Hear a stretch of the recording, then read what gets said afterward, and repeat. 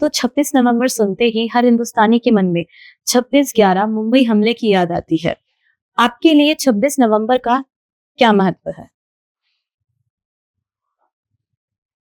26 नवंबर में एक दो ऐतिहासिक घटनाएं हुई है, और 26 नवंबर का मुंबई में जब हमला हुआ था और मुंबई के अंदर कई लोग मारे गए थे, ये हमारे भारत के लिए एक बड़ी घटना थी। आतंकवादियों ने हमला किया था और उसमें हमारे कई जवान शहीद भी हुए, आम नागरिक भी उसमें उनके साथ त्रासदी हुई। जैसे आप देखते हो मेजर संदेश, विजय कामटे, आलस्कर आदि, तुकाराम आदि ने अपनी जान की परवाह नहीं करते हुए काफी लोगों को बचाया, और इस घटना ने हमारे शहीदों के प्रति मैं श्रद्धांजलि अर्पित करता हूँ। साथ ही 26 नवंबर के दिन संविधान को स्वीकार किया था। हमारे बाबा भीमराव अंबेडकर जो समिति के अध्यक्ष थे, उनके नेतृत्व में जो भारत का संविधान है उसको हमने स्वीकार किया था, और जो 26 जनवरी 1950 को लागू हुआ। और भीमराव अंबेडकर जी की 125वीं जयंती के पर 2015 में संविधान दिवस भी मनाया जाता है। तो इसका महत्व इसलिए भी है कि इस संविधान की वजह से, इसका अनुच्छेद 243 हम लोगों को आरक्षण मिला, और उसका फायदा ये हुआ कि मैं नगर परिषद का सभापति बना, जो बाबा भीमराव अंबेडकर के नेतृत्व में जो संविधान बना और समिति के जो सदस्य थे, उनके संविधान की वजह से ही फलस्वरूप ही ये हो पाया कि आज मैं ब्यावर का सभापति भी बना। तो इसका सब तरह से महत्व है। कई लोग शहीद हुए उस दिन 2008 में, और हमारा संविधान भी बना, और इस दिन पे मेरे को चुनाव भी मैं जीता हूँ।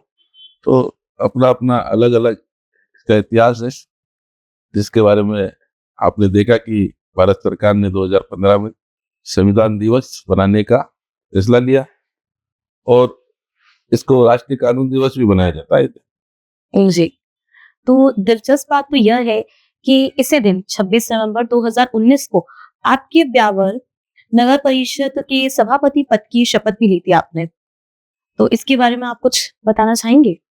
26 नवंबर को हमने जब ये चुनाव जीता, सभी मेरे साथियों के सहयोग से और हमारे जो पार्षद दल है, हमारी पार्टी है भारतीय जनता पार्टी ने मेरे पे विश्वास जताया, तो इस दिन हमने चुनाव भी जीता। संविधान दिवस भी था।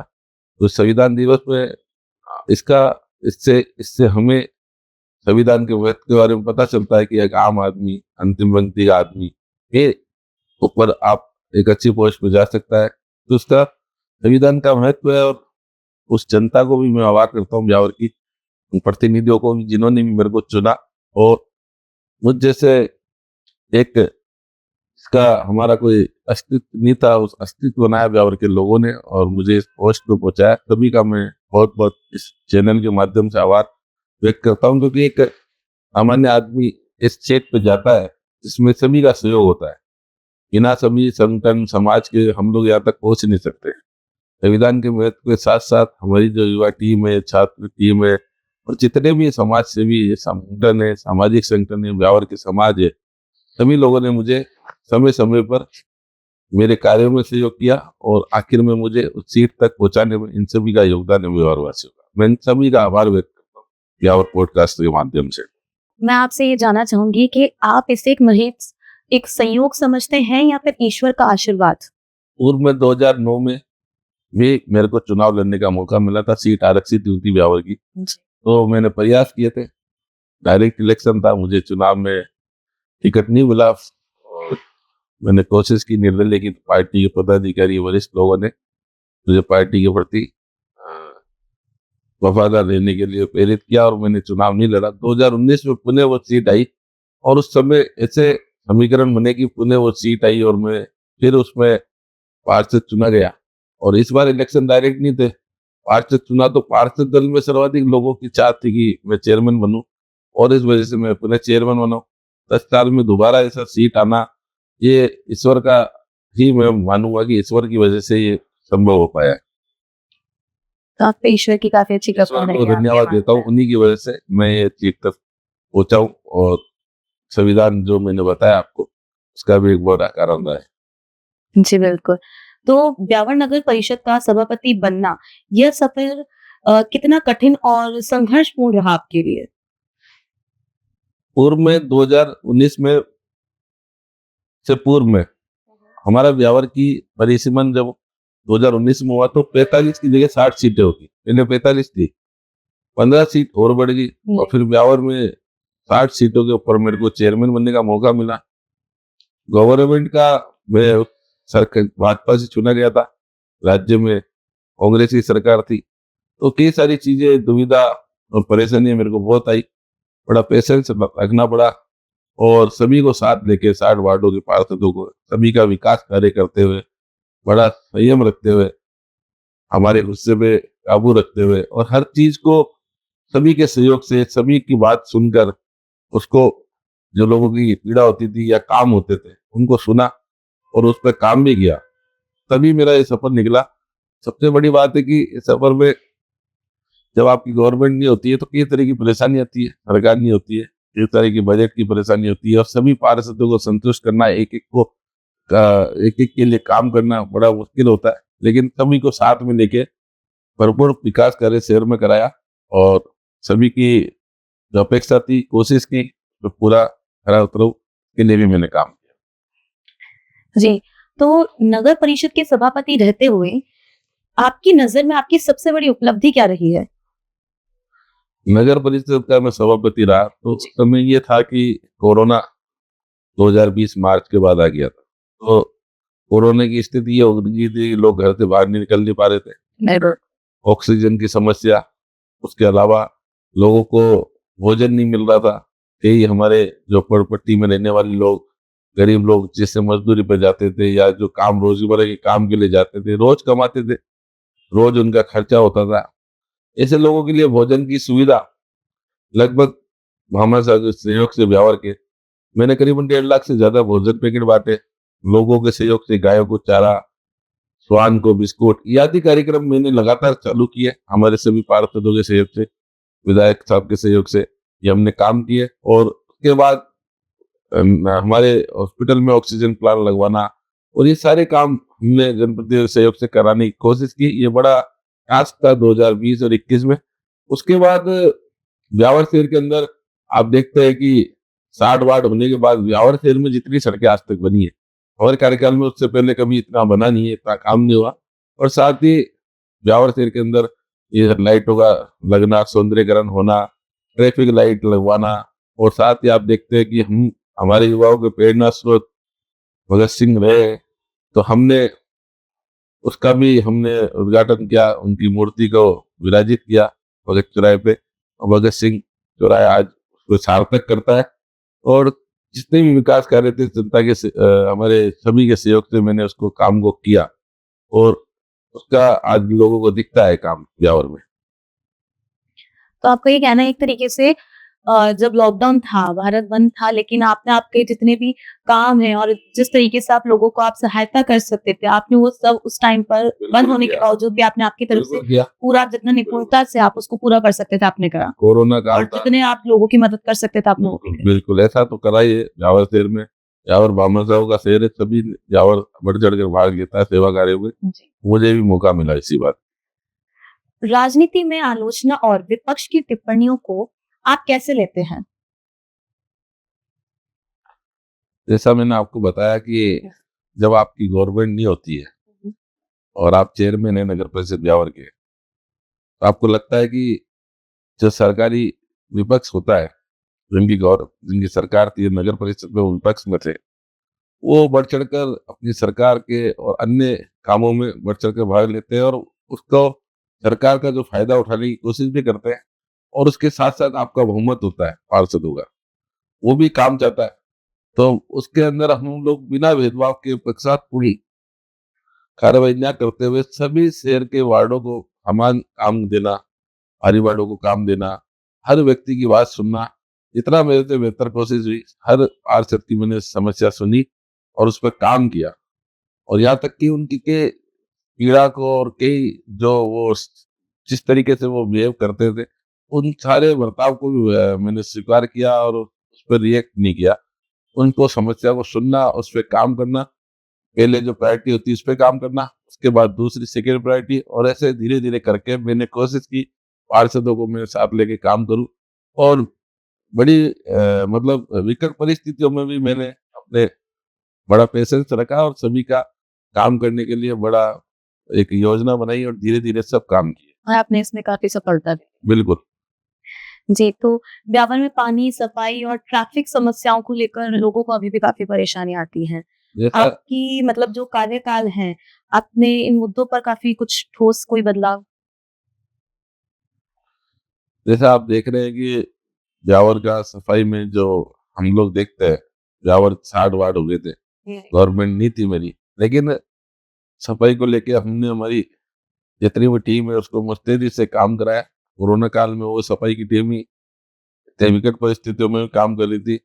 और रही बात, सड़कों पे काम किया, इसके अलावा जो ट्रैफिक लाइट के लिए हमने ट्रैफिक लाइट लगाई, ब्यावर में सुचारू ट्रैफिक हो, ब्यावर में ट्रैफिक की 2 जगह जंक्शन बनाए, जहाँ पे लोगों का आवागमन व्यवस्थित हो। जी। और साथ ही ब्यावर जिला बना है, तो जिले में जैसी सुविधा अब ब्यावर को मिले इसके लिए लगातार प्रयास किए।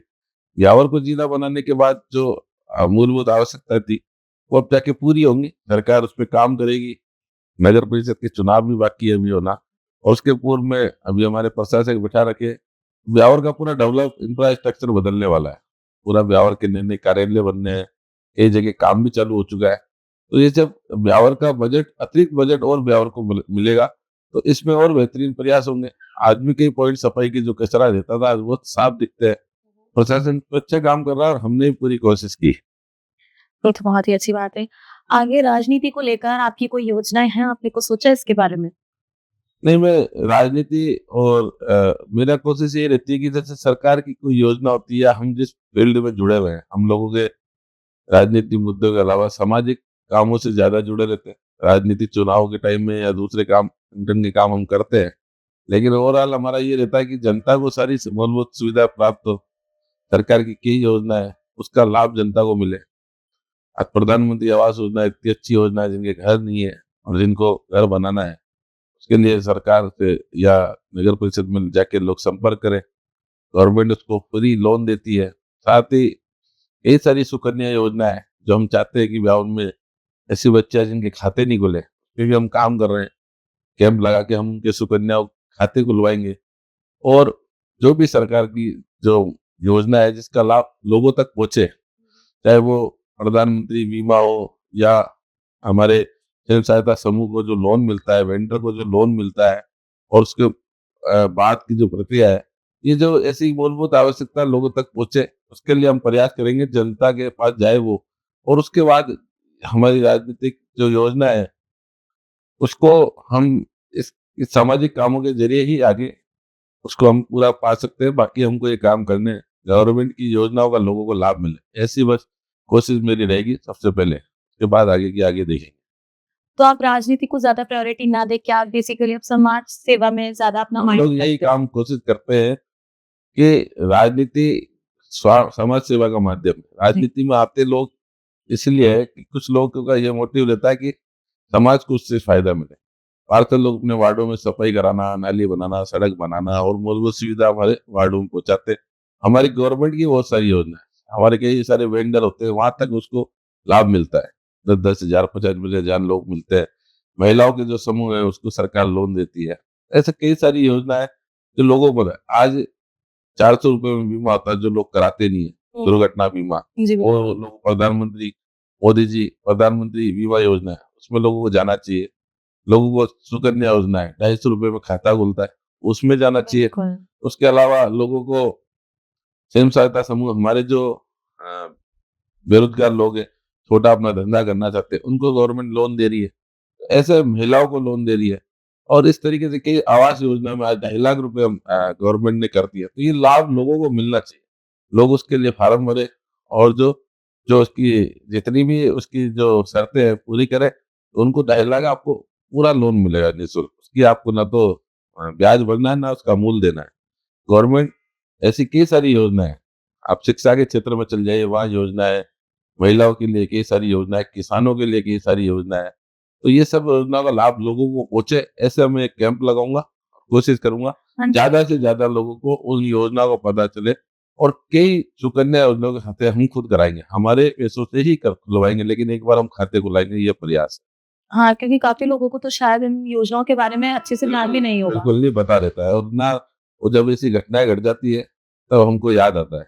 तो ये लोगों को पता होना चाहिए, चिरंजीवी योजना, आयुष्मान भारत योजना, इसकी योजना हॉस्पिटल के अंदर आप जाते हैं, वहाँ आपको इलाज लेना होता है, और जब आप महंगी दवाइयाँ ले नहीं पाते जी। और कई सारे इलाज आपको नहीं मिलता है, तो मैं चाहूंगा कि सब लोग उसको, लोगों को लाभ मिले।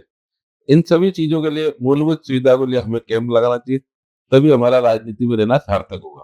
ज़ाहिर-सी बात है। तो आप अपने राजनीतिक की इस पद का, आप अपनी इस उपाधि का आप खुद के प्रति मतलब अपनी सेल्फ के लिए ज़्यादा उपयोग ना लेकर आप बेसिकली लोगों के लिए कर रहे हैं। बिल्कुल, हमने अभी 25 रक्तदान शिविर हम करा चुके हैं, हजारों में रक्तदान कर चुके हैं, साथ ही युवाओं के लिए स्पोर्ट्स एक्टिविटीज कर चुके हैं, तो हम वृक्षारोपण का कार्य कर चुके हैं, हम कई तरह के कैंप लगाते हैं। हमने हॉस्पिटल में हमारी क्या प्राथमिकता होनी चाहिए, सुविधा लोगों को मिले, समाज में कैसी सुविधा लोगों को मिले, हमसे लोग क्या चाहते हैं, हम उनकी क्या मदद कर सके, और जितनी भी योजना है हम कोशिश करेंगे समय समय पे हर योजना का महिलाओं को, युवाओं को, पेंशनरों को, सबको लाभ मिले, किसानों को। उसके लिए मैं आगे जाके ये काम करूंगा मेरे साथियों के साथ, और बड़े बड़े कैंप लगाऊंगा। जी, बिल्कुल हम बेसब्री से इसका इंतज़ार करेंगे कि आपके कैंप आए और उसमें और अच्छे से जितना आपने सोचा उससे ज़्यादा। बिल्कुल, धन्यवाद। जी, लौह पुरुष पुरस्कार क्या है? ये आपको मिलने वाला है? विभिन्न संस्थाएं होती है, सामाजिक संस्थाएं, जैसे पूर्व में भी कई संस्थाओं ने हमें कुछ लोगों को सम्मानित किया था। तो जितनी भी हमारी एक्टिविटी होती है और जो हम लोग काम करते हैं, एक अंतर्राष्ट्रीय संस्था और इंडो नेपाल संस्था ऑर्गेनाइजेशन है, उनकी चयन समिति द्वारा मुझे भी वहाँ आमंत्रित किया है, और ये एक अवार्ड है जो उनके द्वारा दिया जाता है। तो मेरे लिए सम्मान की बात है कि कोई भी संस्था अगर आपको याद करती है, चाहे वो छोटी हो बड़ी हो, सम्मान दे रही है, उसके लिए मैं ब्यावर वासियों का भी आभार व्यक्त करता हूँ, जिनकी वजह से संभव हो पाया। दैनिक भास्कर में और इंडिया प्राइड की सूची में भी आपका नाम शामिल है। इसके बारे में आप कुछ बताना चाहेंगे? हाँ, एक 2025 इंडिया प्राइड दैनिक भास्कर द्वारा अवार्ड दिया जाएगा, और मेरे लिए बड़ी गौरव की बात है कि नेशनल लेवल पर ये कार्यक्रम आयोजित किया जाएगा, जैसा कि वहाँ के एडिटर और संपादक लोगों ने बताया कि आपका भी चयन किया गया है, और ये सबके लिए मैं ब्यावर वासियों को बहुत आभार व्यक्त करता हूँ, और मेरी साथी युवा टीम परिवार का, हमारी जो छात्र शक्ति, युवा शक्ति, जिनकी वजह से मैं ये संभव हो पाया कि मुझे इस तरीके से पुरस्कृत किया जा रहा है, या मैं उस कैटेगरी में शामिल हूँ, तो ये मेरे ब्यावर वासियों को ये अवार्ड मेरा समर्पित है। जी, तो अभी बयान में काफ़ी चर्चा रही आपके स्वास्थ्य को लेकर कि आपका स्वास्थ्य कुछ ठीक नहीं था। इसके लिए आप बाहर भी गए थे। मेरे को कोई बीच में नवरात्रि के दिनों में मैंने फास्ट रख रखा था, तो वायरल हो गया था। वायरल की वजह से मेरे को एंटीबायोटिक ने रिएक्शन कर गया था, इससे मेरी तबीयत खराब हो गई थी, लेकिन ब्यावरवासियों की दुआ है और सभी साथियों की दुआ है, जिससे मैं जल्दी तुरंत स्वास्थ्य लाभ लिया और आपके बीच में मौजूद हूँ। जी, बिल्कुल। आज के युवा राजनीति की ओर देख रहे हैं। आप उन्हें क्या सलाह देना चाहेंगे? आप देखते हैं कि ये सारे युवा, जो हमारा जो समय था 2004 का, हम छात्र राजनीति में थे, वहीं से अधिकतर युवा राजनीति में सेवा में आते हैं।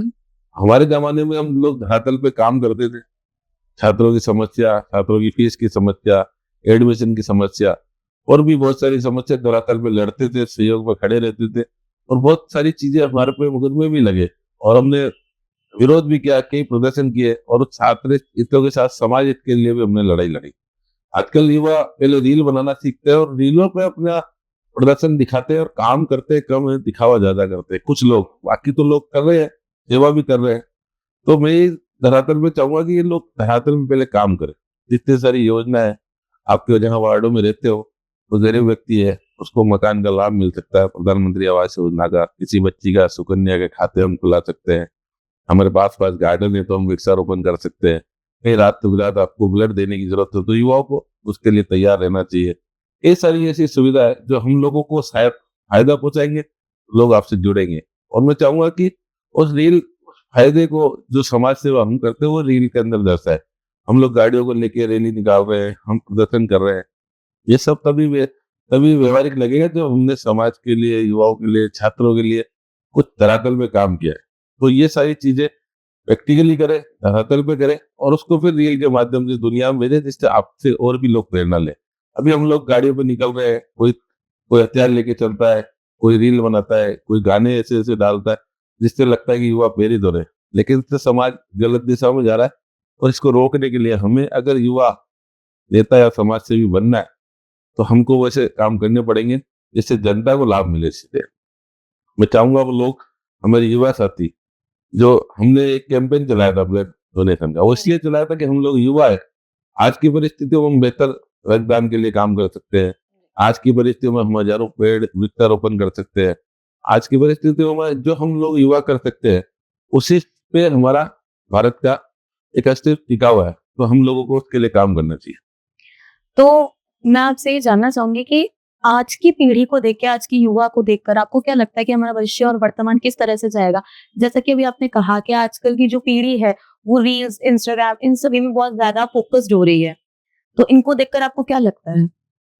हम जो संगठन से बिलोंग करते हैं, हमारे यहाँ अधिकार चीजें ऐसी दिखाते हैं, हमको सिखाते हैं, जिससे हमको समझ में आती है। समरसता की भावना होनी चाहिए, सभी समाजों को साथ लेके चलना है, परिवार से हमें जुड़े रहना चाहिए। परिवार से युवा दूर होता जा रहा है। जी। हमें नागरिक कर्तव्य हमारे क्या है, देश के प्रति कर्तव्य क्या है, वो हमें ऐसी भावना आनी चाहिए। ऐसे कई सारे हमारे काम है जिससे हम, हमारे समाज का, देश का भला हो सकता है। तो हम लोगों को इन चीजों से जुड़ना चाहिए। और जो हम गलत आदतें, जैसे आप नशे की प्रवृत्ति, और जो युवा बहुत जल्दी इनमें घुस रहा है, इनको दूर करने के लिए आपको परिवार से साथ देना पड़ेगा। हमारे को कन्वर्सेशन करना पड़ेगा। अकेलापन हमको जो रहते हैं, उससे दूर होना पड़ेगा। और हमको, हमारी कोई समस्या है तो उसके लिए हमें आपस में उसके लिए आप सलाह लें, परिवार से बात करें, और हम लोगों को उसको सोच कर हमारा कैरियर बनाए। स्टेप बाय स्टेप हम पढ़ाई करें, अच्छे संगत रहे, हमारी रहे, तभी हम आगे बढ़ सकते हैं। जी, बिल्कुल। तो जैसा कि आपने कहा कि है ना, आजकल की पीढ़ी को अपने माँ-बाप के साथ पूछना चाहिए, इस टॉपिक को लेकर डिस्कस करना चाहिए। लेकिन आजकल की पीढ़ी अगर वो अपने पेरेंट्स को ही टाइम ना दे के फ़ोन में ही टाइम दे रही है तो फिर? जैसा कि हम चाहेंगे कि बच्चों को मोबाइल से दूर रखें, आजकल के हमारे जो पेरेंट्स, मैं ये आग्रह करूंगा, जितना कोशिश हो मोबाइल से दूर रखें। और जब आपका एजुकेशन पीरियड होता है, उस समय जब उसको पर्पज जब एजुकेशन का होता है, तभी 10th 12th में हमें लगता है कि उससे कोई स्टडी मटेरियल मिलता है भाई, या हमें कोई कोचिंग मिलती है, तभी उसका उपयोग वो बच्चों को करने दें। जब तक वो बालिग नहीं होता, जब तक वो मेच्योर नहीं होता है और अपनी अच्छा भला बुरा नहीं समझता, तब तक वो मोबाइल का भी उपयोग करे। माता पिता, मैं चाहूंगा कि उनको ऐसी सलाह दूंगा ताकि बच्चों का भविष्य बेहतर हो और उनके पास विकल्प रहे बहुत सारे काम करने। जी, तो अब अगर मैं आपसे ये कहूँ कि आपका शुरुआती समय से लेकर अभी तक का जो समय आपका बीता है, अगर आप उसे एक लाइन में हमारे सामने परिभाषित करना चाहेंगे तो वो लाइन क्या होगी? मैं बस इतना बताना चाहूंगा कि हम लोग सब, जो मैंने जीवन में किया है, वो हम लोग एक समुंदर की बूंद है, मतलब धूल के कण जैसा है, मतलब धूल मिट्टी में ही हमें जाना है। लेकिन हम जो हमारे जीवन में हम आगे बढ़ते हैं, तो जीवन को कैसे बेहतर करें और हमसे समाज को क्या लाभ मिलता है, हमारे परिवार को, जी। समाज की बेहतरी के लिए हम क्या कर सकते हैं, हुँ, हुँ। बस उसके लिए हमें लगातार प्रयास करना चाहिए। हम पद पे है या नहीं है, हम हमारे समाज के लिए, हमारे शहर के लिए कितना अच्छा हम बेहतर काम कर सकते हैं। अपने अपने अपने दायित्व के साथ, अपने परिवार के साथ साथ लोगों की बेहतरी के लिए हमको क्या काम करना है, जो हम पहले करते आए और आगे भी हम करें, ये हमारा जीवन का मूल मंत्र होना चाहिए। बाकी तो हम सब समुद्र की बूंदों की जैसे है, कोई भी यहाँ स्थायी नहीं रहा है, एक दिन सबको जाना है, कोई अमर नहीं है। लेकिन हम चाहेंगे वो अच्छा काम करे, हमारे शहर वालों के लिए अच्छा काम करे, हम जहाँ रहते हैं उनके लिए काम करे, हमारे शहर का नाम करे, जिले का नाम रोशन करे। ऐसी हमारी कोशिश रहनी चाहिए और ऐसे ही हमारा संकल्प होना चाहिए। जी, तो आप अपने अनुसार ब्यावर को अगले 10 सालों में किस दिशा की ओर ले जाना चाहेंगे? मैं ब्यावर पॉडकास्ट के माध्यम से बताना चाहूंगा कि अभी आपने देखा कि हमने ब्यावर में करीबन 6 से 7 हमारे आरएस में चयन हुए हैं। जी। तो ब्यावर का भविष्य अगर आगे लाना है तो बहुत सारे लोगों को प्रशासनिक सेवा में जाना पड़ेगा, जिसमें ब्यावर पीछे है। मैं चाहता हूँ कि राजस्थान की जो हमारी जो आरएस और जो सर्विसेज होती है, सिविल सर्विसेज, उसमें भी लोग जाए, आरपीएससी यूपीएससी में, ताकि उनको पता चले कि ब्यावर को हम आगे कैसे बढ़ा सकते हैं। ब्यावर के लोग प्रशासन में रहेंगे और राज्य स्तर पर रहेंगे तो ब्यावर का इंफ्रास्ट्रक्चर चेंज होगा। ब्यावर में हमारे को कई जगह ओवरब्रिज की आवश्यकता है, ब्यावर के अंदर मेडिकल कॉलेज की आवश्यकता है। तो जिला बन गया है, ब्यावर मेडिकल कॉलेज भी आना है, ब्यावर के युवाओं के लिए या स्पोर्ट्स सेंटर होने चाहिए, ब्यावर में अच्छा फ्लड लाइट युक्त स्टेडियम होना चाहिए। ब्यावर में आप देखिए पर्यटन की बहुत संभावना है, हमारे यहाँ अभ्यारण्य रावली, उसके अंदर हमारे को चाहिए कि वहाँ पे भी कोई डेवलपमेंट हो। साथ ही ब्यावर के अंदर जितने भी नवोदय विद्यालय हैं, यहाँ जीने के लिए हमारे पास छात्रों को आगे बढ़ने के लिए नवोदय विद्यालय की आवश्यकता है, वो भी आप देखेंगे बनेंगे ब्यावर के अंदर। ब्यावर के अंदर लॉ कॉलेज, इंजीनियर कॉलेज आदि आपको ब्यावर के अंदर आने वाले दिनों में देखने को मिलेगा।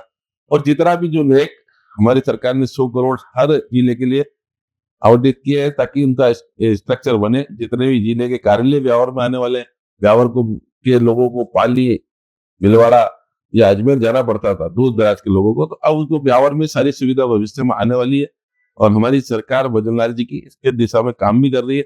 आने वाले दिनों में आपको ये सब धरातल को देखने को मिलेगा। ये तो आपका ये कहना है कि जिन हम स्टडीज वगैरह के लिए जैसे ब्यावर के काफी लोगों को, काफी बच्चों को बाहर जाना पड़ता था, तो आप अपनी ये कोशिश करना चाहते हैं कि अब वो बाहर ना जाके आप कोशिश यही कर रहे हैं कि वो ब्यावर की ब्यावर में उन्हें अवेलेबल हो जाए। मेरा ये कहने का मतलब है कि ब्यावर के लोग ज्यादा से ज्यादा सरकारी सेवा में जाएंगे। जी। सेवा में जाएंगे तो उनको अपनी कर्मभूमि, जन्मभूमि का उनको पता रहेगा कि हम वहाँ ब्यावर के लिए क्या बात आगे कर सकते हैं, अच्छी पोस्ट पे रहेंगे, अच्छी योजनाएं ब्यावर में आएगी। उसके लिए हमारे को उस राज्य के जितने भी विभाग है वहाँ हमारे ब्यावर के लोग ज्यादा जाए तो आने वाले दिनों में ब्यावर की में कई योजनाओं का लाभ हमें मिल सकता है। साथ ही हम राजनीतिक रूप से भी प्रयास करेंगे कि ब्यावर जिला बनाए तो जिले की जितनी भी सुविधा है, आप देखिए ब्यावर में कई जिले के कार्यालय बनने चालू हो गए और जिले की सुविधाओं का पूरे ब्यावर के जिले के लोगों को लाभ मिले और जल्दी जल्दी यहाँ का नया हॉस्पिटल जो बनना है वो बने, मेडिकल कॉलेज आएगा, नए सारे आप देखिए हम ब्यावर वासियों के पास ना तो कार्डियोलॉजिस्ट है, ना यूरोलॉजिस्ट है, न्यूरोलॉजी, तो ऐसे कई सारे डॉक्टर हमारे पास सुविधा नहीं है। जिला बना है, हम इसकी मांग करेंगे। लोगों को इलाज नहीं मिलता उसमें वो अजमेर जाते हैं तभी दम तोड़ देते हैं। तो हम ब्यावर में ऐसी सुविधा है, इसके लिए लगातार प्रयास करेंगे और ब्यावर में आएगी। जी, बिल्कुल। जी, तो जैसे कि मैंने सुना था कि ब्यावर जिले को, मतलब ब्यावर जिला बनाने के लिए इसमें आपका भी काफ़ी बड़ा सहयोग रहा है, आपका भी योगदान रहा है। न्यूज़ में भी काफ़ी बार इसमें आपका नाम आया था। तो मैं ये जानना चाहूँगी कि आपने इसको लेकर क्या-क्या करा था और आपने इसमें कितनी कठिनाइयों का सामना करा था? देखिए ब्यावर जब हम स्कूल में पढ़ते थे, जी। मैं हॉस्टल में था नवोदय में, तब भी मेरे साथियों को ध्यान है कि मैं ब्यावर के आगे जिला लिखता था। हालांकि मैं छोटा था, अजमेर भी जिला नहीं लिखता था, ब्यावर जिला लिखता था। जब ब्यावर आए तब भी हमने देखा खूब आंदोलन हो रहे, हमारे स्वर्गीय हीरा सिंह जी ने आंदोलन किए और हमारे दोनों पार्टियां जो प्रमुख है उनके नेताओं ने आंदोलन किया। उनको देख के हमको सीखने को मिला कि भाई हमारा जिला बनना चाहिए। तो उसके लिए हमने सभी समाजों के और धर्मों के सहयोग से, सभी के पत्रों के सहयोग से ब्यावर में एक मूवमेंट चलाया, हर लोगों का समर्थन किया। उसमें दरमियान ब्यावर बंद भी हुआ, रैलियां भी निकली, आंदोलन किया और उस मूवमेंट को लगातार पत्राचार के माध्यम से हमने बनाए रखा। हमारे विधायक शंकर सिंह जी के नेतृत्व में कई बार पैदल यात्रा हुई और बहुत सारे कार्यक्रम हुए। तो लगातार ये मूवमेंट चलता रहा और इस मूवमेंट में सभी के सहयोग से ब्यावर जिला बना, जिसमें हम लोग भी इसमें शामिल थे और ब्यावर वासियों के सभी के एक प्रेरणा थी कि ब्यावर जिला बने। आज ब्यावर जिला बना और इसके लिए मैं सभी लोगों का, ब्यावर वासियों का भी आभार व्यक्त करता हूँ। उन्होंने अपनी मांग को बनाए रखा और इसी भावना ही मेरी आज जो आप लोगों ने संकलन किया है इस पॉडकास्ट के माध्यम से, ब्यावर पॉडकास्ट को भी बहुत बहुत धन्यवाद मैं देता हूँ कि आप लोगों ने हमारी चर्चा की और हमारे जीवन और राजनीति, सामाजिक जीवन के बारे में आपके पॉडकास्ट के माध्यम से शहर के सामने लाएंगे। इसके लिए बहुत बहुत आभार, धन्यवाद। जय। बहुत बहुत धन्यवाद नरेश जी आपसे। आज आपने हमारे साथ बैठ के अपने अनुभवों, उपलब्धियों और चुनौतियों के बारे में हमें जो बताया है हमारे साथ साझा करने के लिए। तो दोस्तों, यह थे नरेश जी कनौजिया, ब्यावर के पूर्व सभापति। आशा है आपको यह बातचीत पसंद आई होगी। अगले एपिसोड में फिर से मिलेंगे। नमस्कार।